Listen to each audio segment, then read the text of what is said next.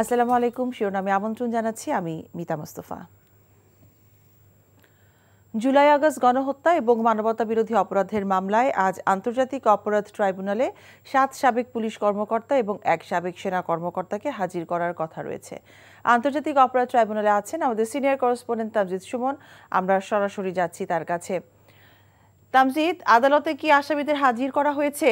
আর নিরাপত্তা ব্যবস্থা কেমন দেখছেন আজকে আদালতে?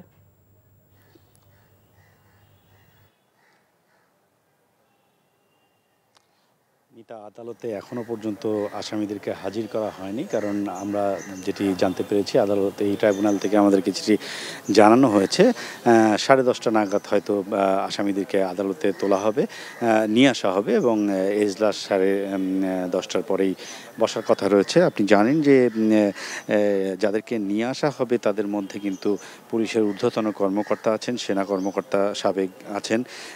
আপনি জানেন যে পুলিশের সাবেক আইজিপি চৌধুরী আবদুল্লাহ আল মামুনকে আজকে নিয়ে আসার কথা রয়েছে এবং এমটিএমসির সাবেক মহাপরিচালক জিয়াউল হাসান, সাবেক সেনা কর্মকর্তা, তাকেও আজকে এখানে নিয়ে আসা হয়েছে।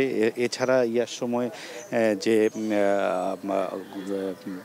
আন্দোলনের সময় যে মতিঝিলের দায়িত্বপ্রাপ্ত ওসি আবুল হাসান, সাবেক যাত্রাবাড়ির থানার ওসি, তাকেও নিয়ে আসা হওয়ার কথা রয়েছে। এছাড়া আবদুল্লাহ আল কাফি, তারপরে সাবেক মিরপুর জোনের ডিসি জসিমউদ্দিন মোল্লা, এনারা সহ মোট আজকে 8 জনকে নিয়ে আসার কথা রয়েছে। তাদের মধ্যে 7 জনই কিন্তু সাবেক পুলিশ কর্মকর্তা এবং 1 জন সাবেক সেনা কর্মকর্তা। তাদেরকে আদালতে ট্রাইব্যুনালে নিয়ে আসার জন্য যেই প্রস্তুতি, সেই প্রস্তুতির কথা যদি আমি বলি তাহলে এখানে কিন্তু ব্যাপক নিরাপত্তা ব্যবস্থা গ্রহণ করা হয়েছে। আপনি জানেন যে গত পরশু অর্থাৎ সোমবার সাবেক বেশ কিছু মন্ত্রী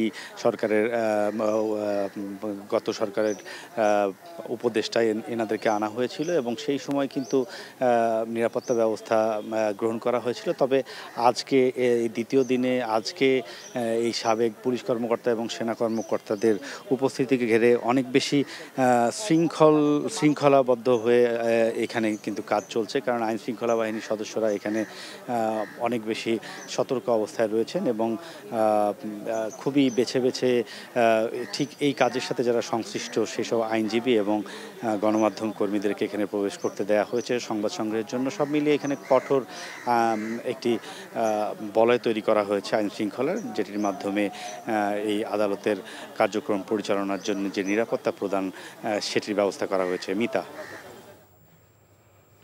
আন্তর্জাতিক অপরাধ ট্রাইব্যুনাল থেকে জানছিলাম সেখানকার সবশেষ খবর। আশুলিয়ায় বিক্ষোভ মিছিল করার দায়ে নিষিদ্ধ সংগঠন ছাত্রলীগের 5 নেতাকর্মীকে আটক করেছে পুলিশ। ভিডিও ফুটেজ বিশ্লেষণ করে অভিযান পরিচালনার মাধ্যমে আটক করা হয় তাদের। বিষয়টি নিশ্চিত করেছে ঢাকা জেলার অতিরিক্ত পুলিশ সুপার শাহিনুর কবির।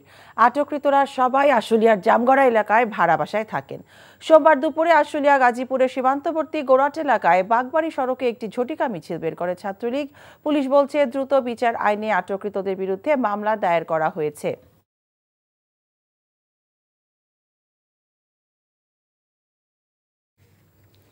নাটোরের বড়াই গ্রামে বিএনপির 2 গ্রুপের সংঘর্ষে 10 জন আহত হয়েছে। আহতদের মধ্যে 7 জনকে নাটোর সদর হাসপাতালে ভর্তি করা হয়েছে। পুলিশ জানায় সকালে বড়াইগ্রাম উপজেলার নওপাড়া গ্রামে একটি জমি নিয়ে বিএনপির দুলাল গ্রুপের সাথে জোয়ারি ইউনিয়ন বিএনপির সাধারণ সম্পাদক জুলহাস গ্রুপের বিরোধ বাধে। দুলাল গ্রুপের এক কর্মী সন্ধ্যায় স্থানীয় আহমেদপুর বাজারে গেলে তাকে মারধর করে জুলহাসের লোকজন। এর জেরে উভয় পক্ষ সংঘর্ষে জড়িয়ে পড়ে। খবর পেয়ে সেনাবাহিনী এবং পুলিশ গিয়ে পরিস্থিতি নিয়ন্ত্রণে আনে। শিরোনাম এটুকুই। এই খবরের ভিডিও সহ আপডেট জানতে ভিজিট করুন এনটিভি অনলাইন www.ntvbd.com। এছাড়াও এনটিভি জনপ্রিয় সব অনুষ্ঠান ও খবরের আপডেট জানতে ভিজিট করুন আমাদের ইউটিউব ও ভেরিফাইড ফেসবুক পেজ। 12টার মধ্যাহ্নে খবর দেখার আমন্ত্রণ রইল। সবাইকে ধন্যবাদ।